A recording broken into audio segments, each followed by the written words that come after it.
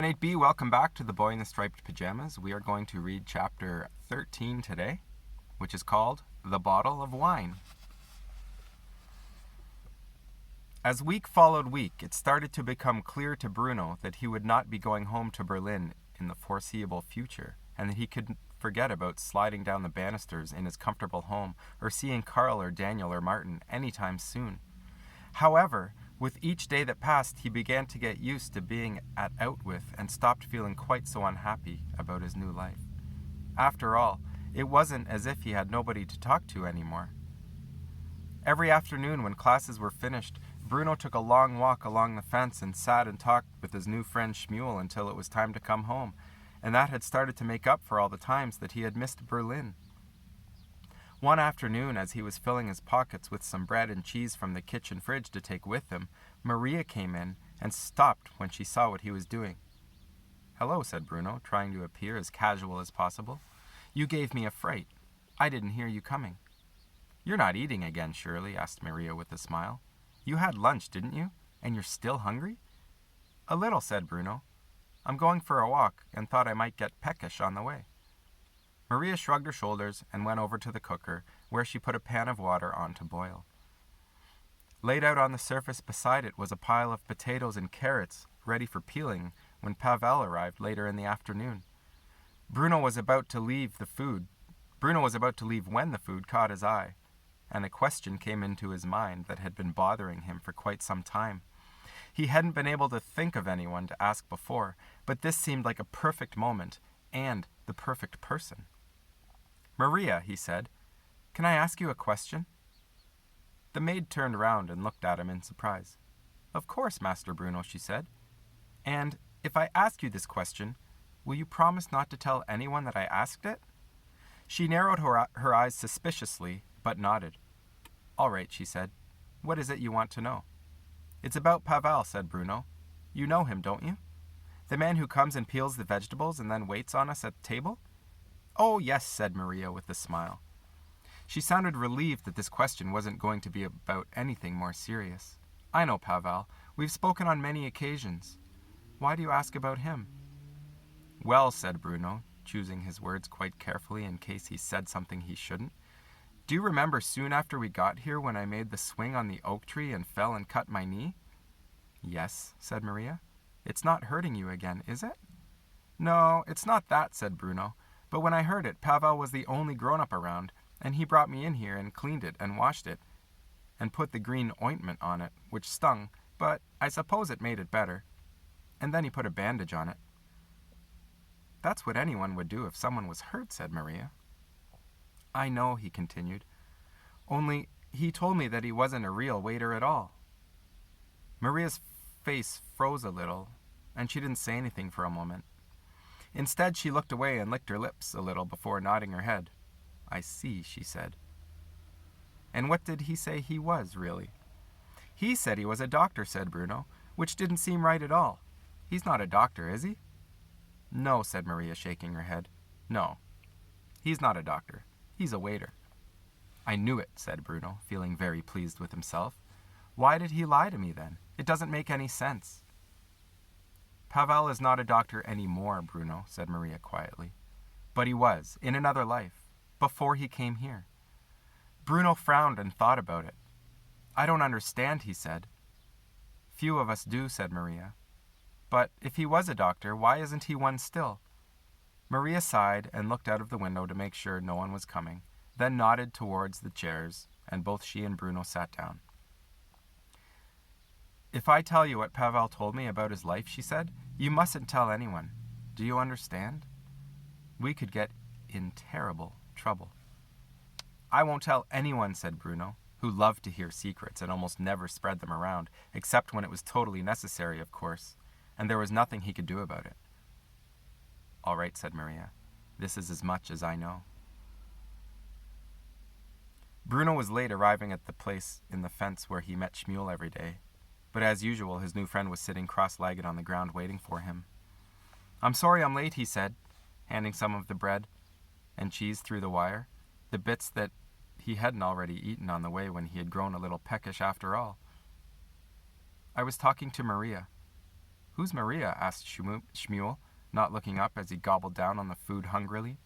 She's our maid, explained Bruno. She's very nice, although Father says she's overpaid. But she was telling me about this man, Pavel, who chops our vegetables for us and waits on table. I think he lives on your side of the fence. Shmuel looked up for a moment and stopped eating. On my side? He asked. Yes. Do you know him? He's very old and has a white jacket that he wears when he's serving dinner. You've probably seen him. No, said Shmuel, shaking his head. I don't know him. But you must, said Bruno irritably, as if Shmuel was being deliberately difficult. He's not as tall as some adults, and he has gray hair and stoops over a little. I don't think you realize just how many people live on this side of the fence, said Shmuel. There are thousands of us. But this one's name is Pavel, insisted Bruno. When I fell off my swing, he cleaned out the cut so it didn't get infected and put a bandage on my leg. Anyway, the reason I wanted to tell you about him is because he's from Poland too, like you. Most of us here are from Poland, said Shmuel, except there are some from other places too, like Czechoslovakia and... Yes. But that's why I thought you might know him. Anyway, he's a doctor in his hometown before he came here, and he's not allowed to be a doctor anymore. And if Father had known that he'd cleaned my knee when I hurt myself, then there would have been trouble. The soldiers don't normally like people getting better, said Shmuel, swallowing the last piece of bread. It usually works the other way around. Bruno nodded, even though he didn't quite know what Shmuel meant, and gazed up into the sky. After a few moments, he looked through the wire and asked another question that had been preying on his mind. Do you know what you want to be when you grow up? He asked. Yes, said Shmuel. I want to work in a zoo. A zoo? Asked Bruno. I like animals, said Shmuel quietly. I'm going to be a soldier, said Bruno in a determined voice, like Father. I don't mean one like Lieutenant Kotler, said Bruno quickly. Not one who strides around as if he owns the place and laughs with your sister and whispers with your mother. I don't think he's a good soldier at all. I mean one like Father, one of the good soldiers. There aren't any good soldiers, said Shmuel. Of course there are, said Bruno. Who? Well, Father for one, said Bruno. That's why he has such an impressive uniform, and why everyone calls him Commandant and does whatever he says. The Fury has big things in mind for him because he's such a good soldier. There aren't any good soldiers, repeated Shmuel. Except Father, repeated Bruno, who was hoping that Shmuel wouldn't say that again because he didn't want to have to argue with him. After all, he was the only friend he had here at Outwith.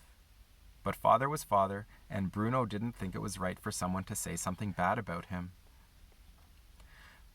Both boys stayed very quiet for a few minutes, neither wanting to say anything he might regret.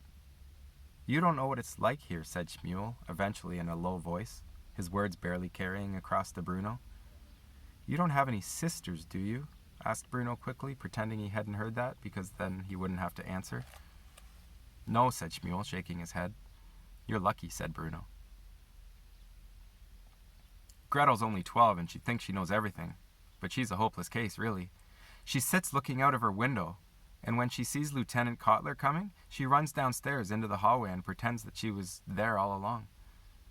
The other day, I caught her doing it, and when he came in, she jumped and said, Why, Lieutenant Kotler, I didn't know you were here. And I know for a fact that she was waiting for him.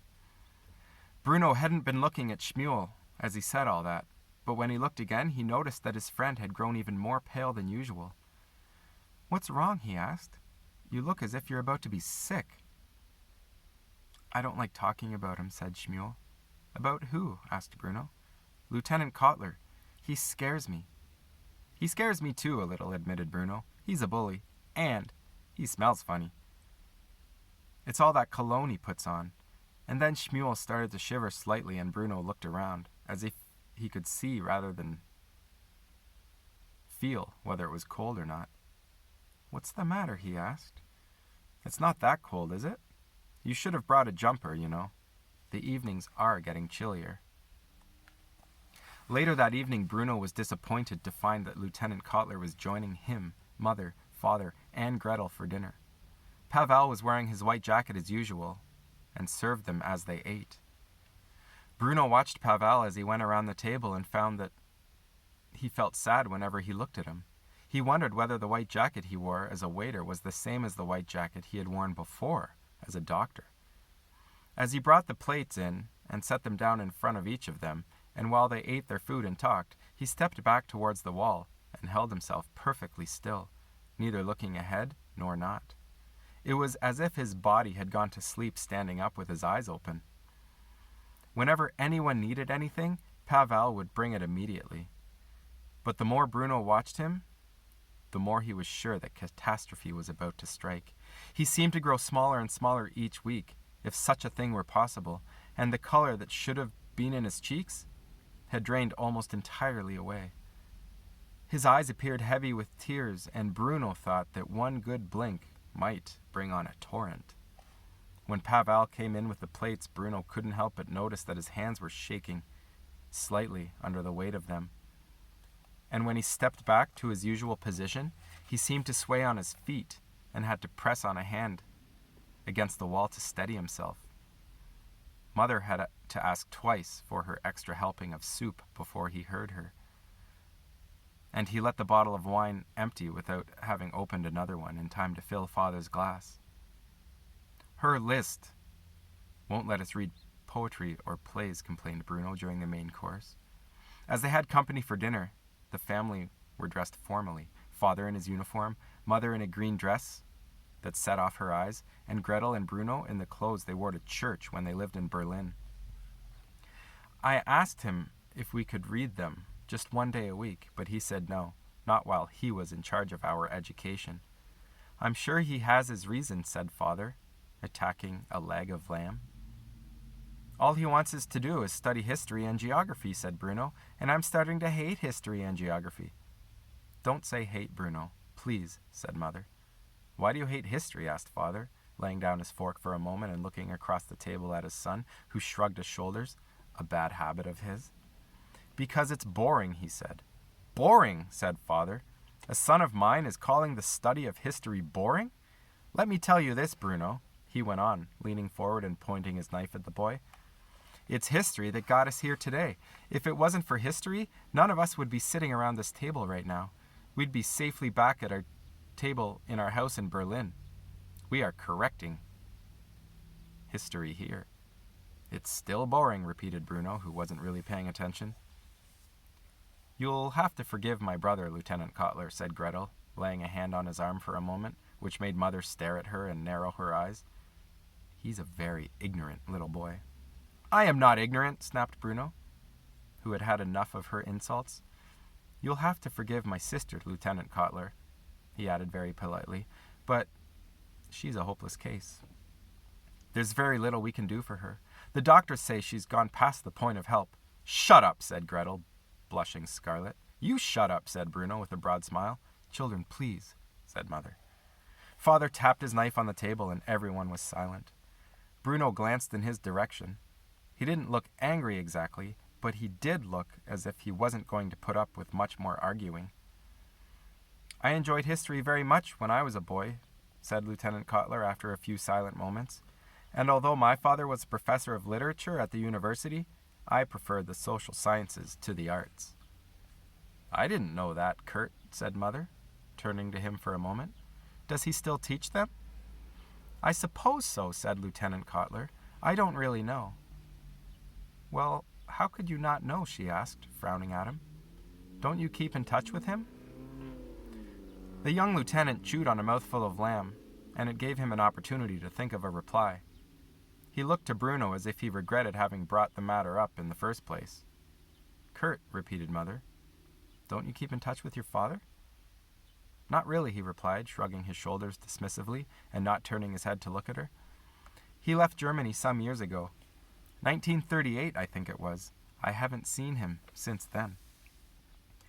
Father stopped eating for a moment and stared across at Lieutenant Kotler, frowning slightly. And where did he go? He asked. I beg your pardon, Herr Commandant? Asked Lieutenant Kotler, even though Father had spoken in a perfectly clear voice. I asked you where he went, he repeated. Your father, the professor of literature. Where did he go when he left Germany? Lieutenant Kotler's face grew a little red, and he stuttered somewhat as he spoke. I believe he is in Switzerland, he said finally. The last I heard, he was teaching at a university in Bern. Oh, but Switzerland's a beautiful country, said Mother quickly. I have never been there, I admit, but from what I hear... He can't be very old, your father, said Father, his deep voice silencing them all. I mean, you're only what, 17, 18 years old? I've just turned 19, her commandment. So your father would be in his 40s, I expect? Lieutenant Kotler said nothing but continued to eat, although he didn't appear to be enjoying his food at all. Strange that he chose not to stay in the fatherland, said Father. We're not close, my father and I, said Lieutenant Kotler quickly, looking around the table as if he owed everyone an explanation. Really, we haven't spoken in years. And what reason did he give, might I ask, continued Father, for leaving Germany at the moment of her greatest glory and her most vital need, when it is incumbent upon all of us to play our part in the national revival? Was he tubercular? Lieutenant Kotler stared at Father, confused. I beg your pardon, he asked. Did he go to Switzerland to take the air, explained Father, or did he have a particular reason for leaving Germany? In 1938, he added after a moment. I'm afraid I don't know, her commandment, said Lieutenant Kotler. You would have to ask him. Well, that would be rather difficult to do, wouldn't it? With him being so far away, I mean. But perhaps that was it. Perhaps he was ill. Father hesitated before picking up his knife and fork again and continuing to eat. Or perhaps he had disagreements. Disagreements, her commandment? With government policy. One hears tales of men like this from time to time. Curious fellows, I imagine. Disturbed, some of them. Traitors, others. Cowards, too. Of course you have informed your superiors of your father's views, Lieutenant Kotler. The young lieutenant opened his mouth and then swallowed, despite the fact that he hadn't been eating anything. Never mind, said Father cheerfully. Perhaps it is not an appropriate conversation for the dinner table. We can discuss it in more depth at a later time. Her commandment, said Lieutenant Kotler, leaning forward anxiously. I can assure you, it is not an appropriate conversation for the dinner table, repeated Father sharply, silencing him immediately, and Bruno looked from one to the other, both enjoying and being frightened by the atmosphere at the same time. I'd love to go to Switzerland, said Gretel, after a lengthy silence. Eat your dinner, Gretel, said Mother. But I was just saying. Eat your dinner, Mother repeated and was about to say more, but she was interrupted by Father calling for Pavel again. What's the matter with you tonight? He asked Pavel, as he uncorked the new bottle. This is the 4th time I've had to ask for more wine. Bruno watched him, hoping he was feeling all right, although he managed to release the cork without any accidents. But after he had filled Father's glass and turned to refill Lieutenant Kotler's, he lost grip of the bottle somehow and it fell crashing, glug-glug-glugging its contents out directly onto the young man's lap. What happened then was both unexpected and extremely unpleasant. Lieutenant Kotler grew very angry with Pavel, and no one, not Bruno, not Gretel, not Mother, and not even Father, stepped in to stop him from doing what he did next, even though none of them could watch. Even though it made Bruno cry and Gretel grow pale. Later that night, when Bruno went to bed, he thought about what had happened over dinner. He remembered how kind Pavel had been to him on the afternoon he had made the swing, and how he had stopped his knee from bleeding and had been very gentle in the way he administered the green ointment. And while Bruno realized that Father was generally a very kind and thoughtful man, it hardly seemed fair or right that no one had stopped Lieutenant Kotler getting so angry at Pavel. And if that was the kind of thing that went on at Outwith, then he'd better not disagree with anyone anymore about anything. In fact, he would do well to keep his mouth shut and cause no chaos at all. Some people might not like it. His old life in Berlin seemed like a very distant memory now, and he could hardly remember what Carl, Daniel, or Martin looked like, except for the fact that one of them was a ginger. That's chapter 13. We'll see you soon for 14.